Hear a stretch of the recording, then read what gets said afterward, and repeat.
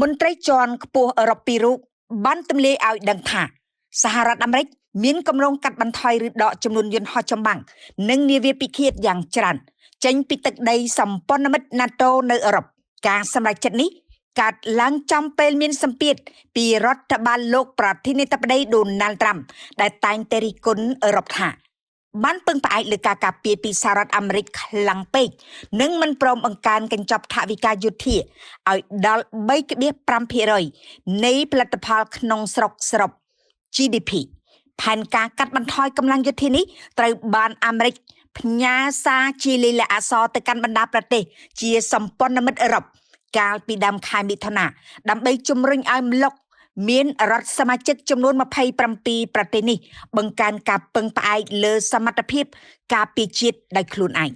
បើតាម Politis សហរដ្ឋអាមេរិកក្រុងកាត់បន្ថយ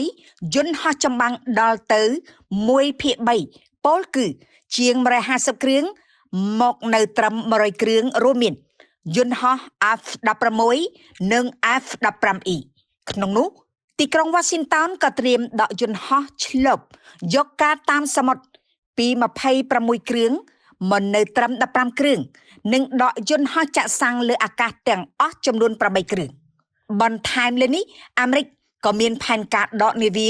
មុជទឹកទុកមីស៊ីលនាវាផ្ទុកយន្តហោះចម្បាំងរួមទាំងក្រុមយន្តហោះទម្លាក់គ្រាប់បែកយុទ្ធសាស្ត្រមួយក្រុមនៅក្នុងចំណោម2ក្រុមផងដែរអឺរ៉ុបបានពឹងផ្អែកយ៉ាងខ្លាំងលើឆ័ត្រនុយក្លេអ៊ែររបស់សហរដ្ឋអាមេរិកតាមរយៈអង្គការ NATO ដើម្បីការពារខ្លួនពីការគំរាមកំហែងផ្នែកសន្តិសុខពីរុស្ស៊ីចាប់តាំងពីសម័យសង្គ្រាមត្រជាក់រហូតមកដល់បច្ចុប្បន្ន